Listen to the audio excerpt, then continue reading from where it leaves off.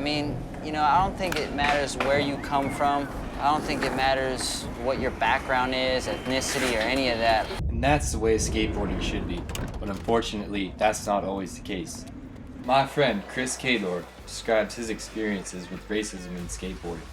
Growing up skating black, I mean, you will experience a lot of stereotypes because stereotypically black people aren't supposed to skateboard. 10, 11, when I first started skating, I would get a lot of backlash from the community. They would just be like, oh, why don't you play basketball or something? You're black, you're tall, why aren't you playing basketball? That was definitely really hard to hear because you do something that you love to do every day.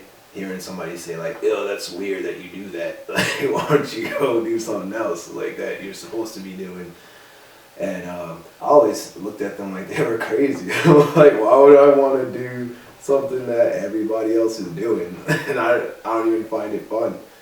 When I went out in public with my skateboard, like if I skated to school or whatever, I remember I would put my skateboard in like a duffel bag or something. Or I'd put it in a black trash bag so nobody knew I had it. So I would skate to class and then put my board in my duffel bag, put that in my locker. I would have another pair of shoes in my bag and I'd swap them out when I got to the spot. Like it was ridiculous. Just cause like, it wasn't a cool thing to be doing, just being black and skating to classes. It's like people are already looking down upon you, so like it was so bad skating in the hood that my mom, she from the hood. So when she was out and about, they used to tease her.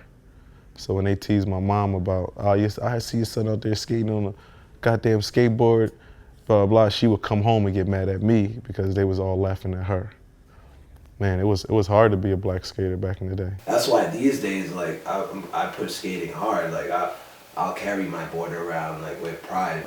It's funny how that kind of changed for me. We would roll up to spots or contests and immediately be judged like we were just posers or just skating for the fad or whatever. Because that's how people view black people holding skateboards. It's like, oh, it's for the fashion or something. But I think skateboarding was hated on just for the simple fact that it was white, and then the clothing and dressing all wild. Because I came from like fight the power, never trust a white man, like all of this like, anti-white, anti-system, anti-social, like the whole like, African-American kind of just suppression, and just being a kid coming up in that uneducated and not having really a culture.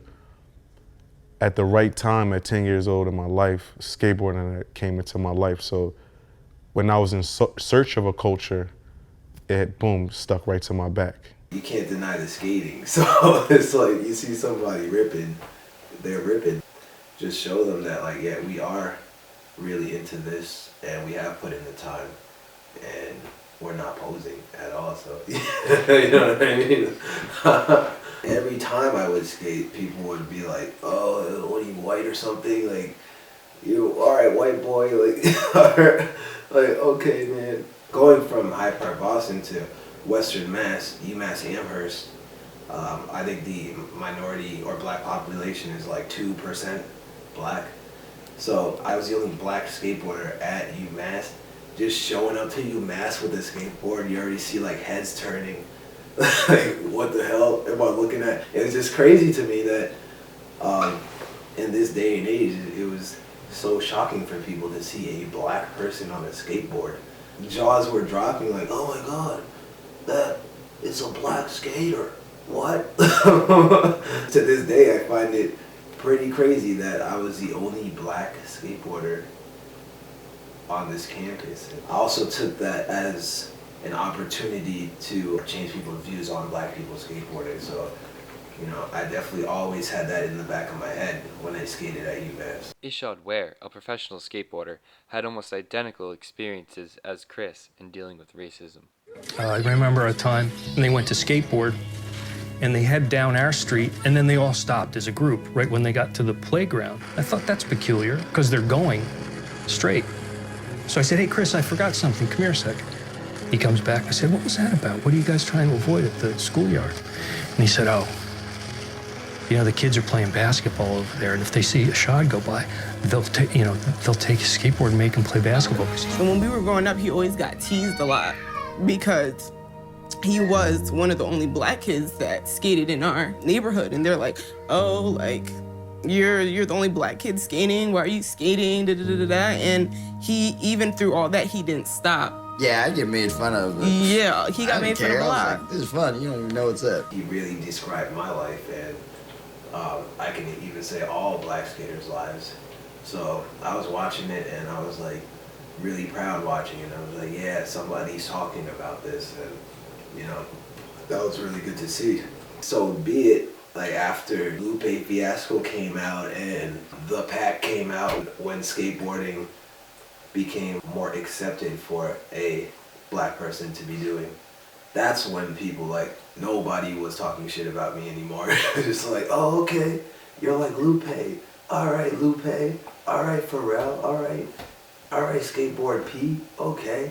The more I learned about skating and traveling and other black pros and Asian pros and Puerto Rican, like Spanish and white, and it was like really no color boundary after a while. It took seeing black people skating on TV, unfortunately, to change people's views on skating. Now skating is like the cool thing to do in the black community. It's like people carry around skateboards just to look cool now. It's like it went from being looked down upon to being fantasized about.